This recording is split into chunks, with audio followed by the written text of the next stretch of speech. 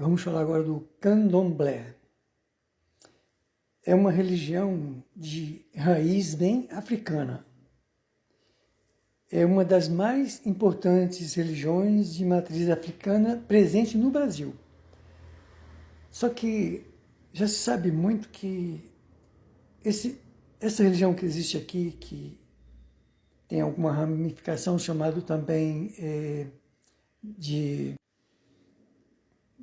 também chamada de quimbanda, mas a palavra quimbanda tem um significado muito interessante, porque ela significa o lado de lá, mas no sentido seguinte, ecumênico. Sentido ecumênico. Isso, quem me ensinou foi, eu tive um contato uma vez com, que eles chamam de pai de santo, né, que é aquele médium que recebe entidades lá. Ele me explicou sobre isso, que a quimbanda significa o lado de lá, que é, no caso, o lado ecumênico, quer dizer, as pessoas do lado de lá que são iguais a gente. É o que, em algumas religiões aqui, ocidentais, usam a palavra ecumenismo, que tem o sentido de ser tudo uma coisa só, para simplificar, para não ficar muito... ela é originária, né, das tradições dos povos africanos, trazida pelos escravos. Aí tem muito sincretismo também com a religião católica, né? O candomblé se estabeleceu e evoluiu no contexto brasileiro, resultando em uma rica expressão cultural e espiritual. Então, foi usado, né, na época da escravidão,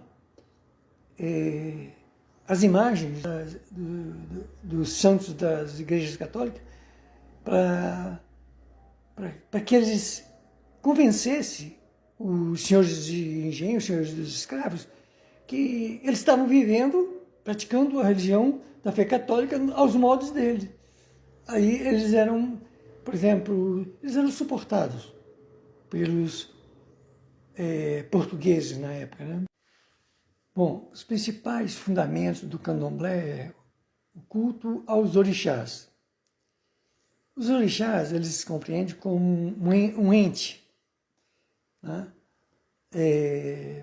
Por exemplo, eles consideram Xangô, mas tem personalidades que estiveram na Terra, como por exemplo, eles dizem, né, que São Pedro pertence a essa entidade de Xangô. Entendeu? Eles fazem um sincretismo, eles pegam as personalidades e dizem assim, por exemplo, aquela pessoa tem o padrão de comportamento e autoridade daquele orixá. É mais ou menos por aí. Então, os orixás são divindades de origem africana, cada uma associada a um elemento da natureza e a um aspecto da vida humana. Eles são considerados as forças que regem o universo e a vida das pessoas. O outro fundamento é a ancestralidade, né? A veneração aos ancestrais. É fundamental no candomblé isso aí. Os ancestrais são considerados protetores e guias espirituais, e seus espíritos são cultuados em rituais específicos.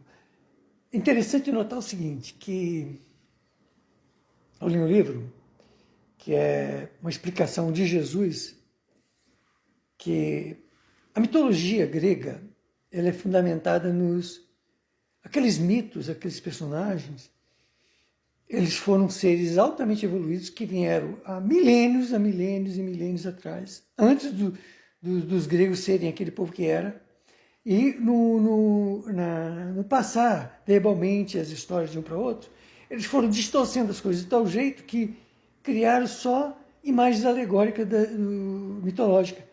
Mas foram seres verdadeiros, foram criaturas que tinham poderes extraordinários, seres evoluídos que vieram ajudar a humanidade no início, lá atrás. E isso acontece também aqui no entendimento do candomblé, né? Por que eles honram tanto os ancestrais? Porque são espíritos que vieram lá no meio dos africanos, espíritos evoluídos, né? Porque todos nós aqui poderíamos poderíamos ter sido africanos. Isso aqui, o espírito reencarna em tudo que é lugar, em qualquer povo, em qualquer raça, em qualquer época, é homem ou mulher.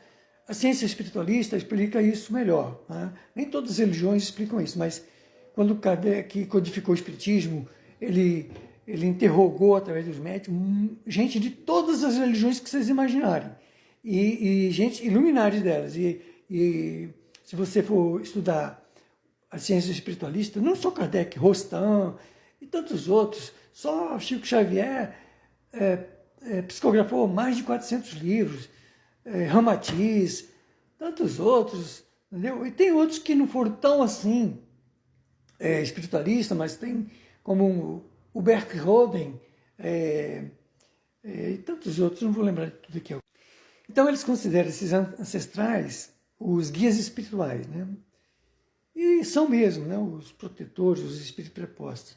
O outro fundamento é a força vital, que a gente estudou lá na ciência do espiritualista, que é o axé, energia.